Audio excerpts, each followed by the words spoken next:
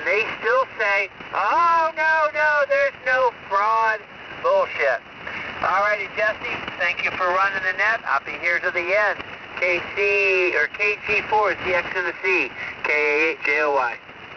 Hi, Robert. Very good. And you're right. There's no fraud. Their whole system is nothing but fraud. And I'm still appalled by Congress in itself. Just for what Kirk brought up the other night, last Saturday night there, that they allowed all that funding to go to these organizations that came back to pay their campaigns. It's just amazing of all that crap. Anyway, thank you for sharing that, Robert. Always a pleasure working with you, like always. And that is the Saturday Night Moderator, ladies and gentlemen, KAHJOY, there in Richfield, Ohio. All right, thank you, Robert. And let's move down the list and pick up South Carolina Mike again. So 7-3 round Mike, KI4 JCZ. Come on in, take it away. Okay, Jess, thank you very much. This is KI4JCZ, Mike out of South Carolina. Okay, I'm going to clarify a few things, and because everybody has taken what I have said tonight and run with it, and rightfully so, because you can interpret things a dozen different ways. The point that I was trying to make, and before I get there, I'm going to quickly comment on what Dan had said earlier about, the laws in Virginia being structured where, the firearm laws in particular, they're going to go after and hold accountable the manufacturers of the firearms for firearm violence. Well, is he going to hold the automobile manufacturers accountable for speeding and reckless driving? Just saying. I bet you money if he tried to run that one down, he'd be ejected so fast that, they'd have another Democrat up there in his place before you get blamed. Anyway, so that's the point I wanted to make there. On what Russ was saying, yes, we are definitely occupied, all of the South in particular. All these military bases were put in place to keep us in line after the Reconstruction Act, and which was only supposed to last for 10 years, and as history has shown, it lasted for 50. And that's what the military bases in the South was all about, just to keep the southern states in line. Now, there is arguably strategic importance to these locations on a national scale. They really are. So I'll concede that point. However, the point that I was actually getting at when I brought up the military bases and the comparison to Washington, D.C., is so that people understand Washington, D.C., that 100 square miles, is military property. It is government property. It is run by the Commander-in-Chief of the Armed Forces. The White House is where he lives. The Capitol building is a neutral point where all the state representatives, both the House and the Senate, who represent these states and the populace of these states, meet on occasion. We were never supposed to have a full-time legislature to pass laws necessary to make things better for the public at large, a.k.a. their constituents on their state.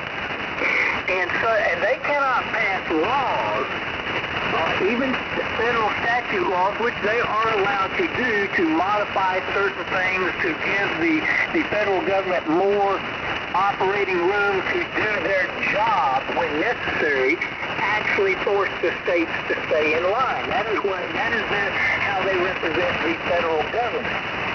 Here's the problem. The problem is you have two branches of the federal government at this point. Two branches of a three-branch government that coexist.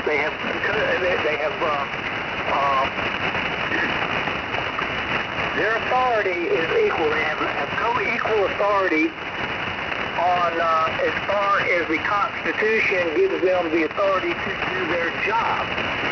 No more, no less.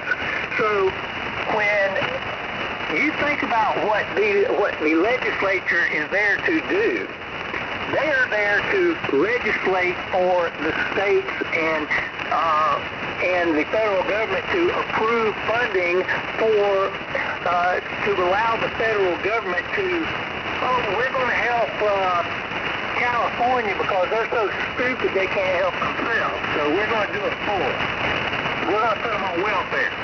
You know, that's what they're there for.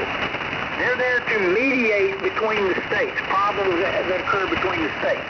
Okay, that is also original jurisdiction of the court, the judiciary. That's original jurisdiction of the judiciary, the Supreme Court in particular. And that is the only cases the Supreme Court should ever hear. They should never hear anything that is below or outside of the scope of the constitutional authority given them under the United States Constitution.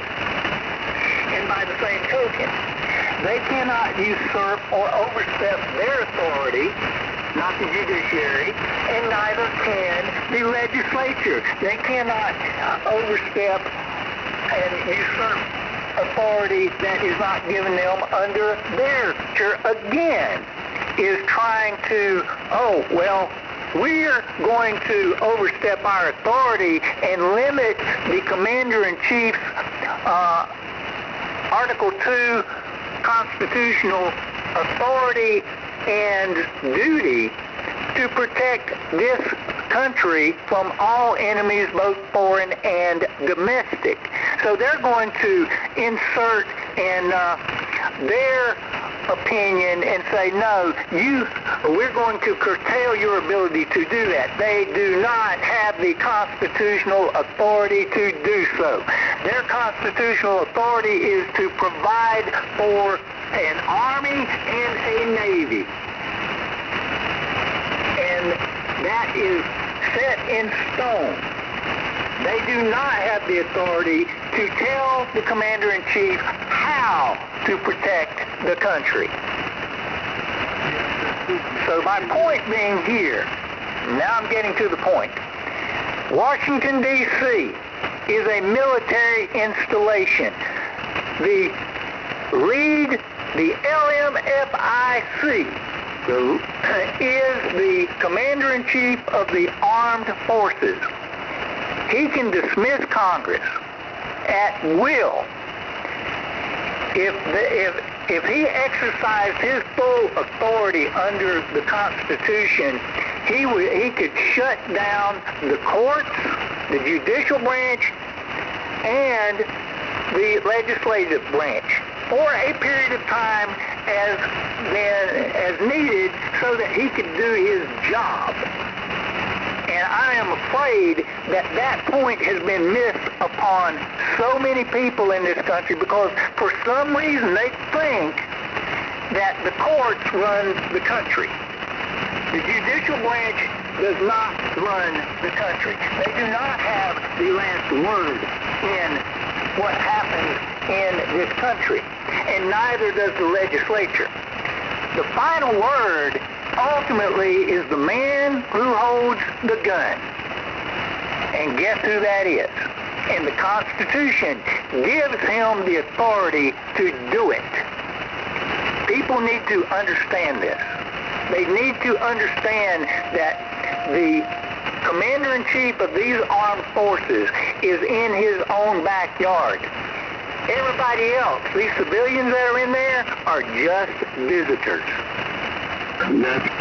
Play the game the way it needs to be played, Mr. President. Use your authority. POTUS has the right to do whatever he needs to do as Commander-in-Chief. The people are ready to see these treasonous bastards be prosecuted. KG4ZXC, KI4JCZ. Okay, Mike, KI4JCZ at the Great FreedomNet, and thank you for that, and bringing that point up, and stand by 1 second there, Mike. There was another station in there that made a comment. Yeah, KC2YJB out of Pennsylvania. I heard what he said. He's absolutely right. Yes, sir. Roger, roger. Well, give us your call, and we'll throw you in the logger there, sir. Yeah, we just put up the antenna today. The call sign Kilo Charlie 2 Yankee Juliet Victor, named Victor, out of Somerset County, Pennsylvania. Good evening, everybody. Could you say the call slower again? Kilo Charlie 2? Kilo Charlie 2 Yankee Juliet Victor. Thank you, Victor. Back to you, Jeff. Okay, very good, and thank you, Victor, for sharing your 2 cents worth as well. It's good to have you aboard. You've stumbled on the FreedomNet if you haven't already figured that out, and you're in Boswell, PA.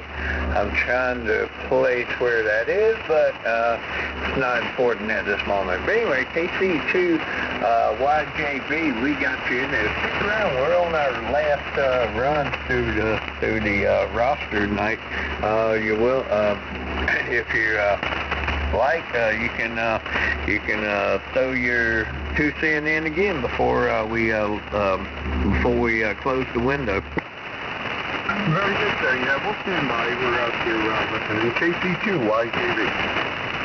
All right, very good. All right, we're clear with you, and let's go ahead and clear with South Carolina, Mike, and thank you for sharing that, Mike. KI4JCZ out of South Carolina. Gary, KB8EGP, looks like you're next on the list.